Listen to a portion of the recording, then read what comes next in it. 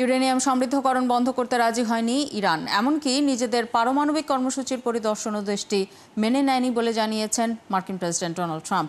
এরই মধ্যে ইরান আইএই এর সঙ্গে সহযোগিতামূলক সম্পর্ক স্থগিত করার পর দেশটি ছেড়েছেন সংস্থাটির একদল পরিদর্শক। এদিকে আন্তর্জাতিক আইন অনুযায়ী বৈধ আত্মরক্ষার অধিকার প্রয়োগ করে ইরানের সশস্ত্র বাহিনী ইসরায়েলকে চরম শিক্ষা দিয়েছে বলে মন্তব্য করেছেন দেশটির প্রেসিডেন্ট মাসুদ পেজেশকিয়ান।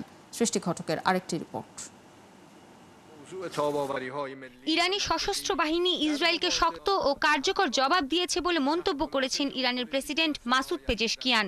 আজারবাইজানে শুক্রবার অর্থনৈতিক সহযোগিতা সংস্থার ১৭তম শীর্ষ সম্মেলনে এ মন্তব্য করেন তিনি। ইরানে আবারও হামলা চালানো হলে মানচিত্র থেকে ইসরায়েলের নাম মুছে ফেলার হুঁশিয়ারিও দিয়েছেন তিনি।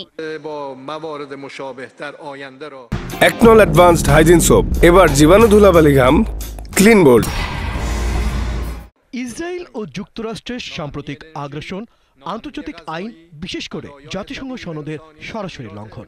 জাতিসংঘ সনদের ৫১ অনুচ্ছেদ অনুসারে ইরানের সশস্ত্র বাহিনী ইরানি জাতীয় সার্বভৌমত্ব ও আমাদের দেশের ভৌগোলিক অখণ্ডতাকে বৈধভাবে রক্ষা করেছে এবং আক্রমণকারীদেরকে চরম শিক্ষা দিয়েছে। এই অঞ্চলে যুদ্ধের বিস্তার ঠেকিয়ে দিয়েছে।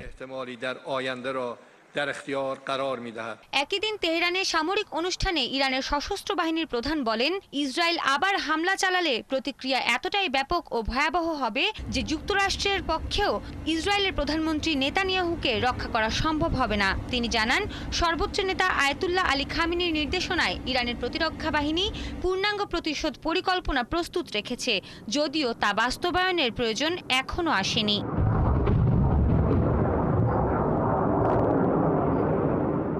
এরই মধ্যে ইরান ইউরেনিয়াম সমৃদ্ধকরণ বন্ধ করতে সম্মত হয়নি বলে জানিয়েছেন মার্কিন প্রেসিডেন্ট ডোনাল্ড ট্রাম্প। তিনি বলেছেন, তেহরান অন্য কোনো জায়গায় আবারও ইউরেনিয়াম সমৃদ্ধকরণের কাজ শুরু করতে পারে। এ সময় ইরানের সঙ্গে আবারও আলোচনায় বসার ইচ্ছার কথাও জানান ট্রাম্প। আমি বলবো এটা স্থায়ীভাবে পিছিয়ে গেছে। আমার মনে হয় অন্য কোনো জায়গায় তারা আবারও এই কর্মসূচি শুরু করতে পারে। আর যদি তারা শুরু করে তাহলে সেটা অনেক বড় সমস্যার কারণ হয়ে দাঁড়াবে। তাদেরকে কিছুতেই এটা করতে দেয়া হবে না। এদিকে ইরান আন্তর্জাতিক পরমাণু শক্তি সংস্থা আইএই এর সঙ্গে সহযোগিতামূলক সম্পর্ক স্থগিত করার পর দেশটি ছাড়লেন সংস্থাটির একদল পরিদর্শক। আইএই জানিয়েছে, তাদের কর্মীরা এখন অস্ট্রিয়ার ভিয়েনায় অবস্থিত সদর দপ্তরে ফিরে যাবেন। সংস্থাটি যেন আবারও পর্যবেক্ষণ ও যাচাইয়ের কাজ শুরু করতে পারে তা নিশ্চিত করতে ইরানের সঙ্গে দ্রুত আলোচনা করা খুবই জরুরি বলে জানিয়েছেন। সৃষ্টি ঘটক, ৭১।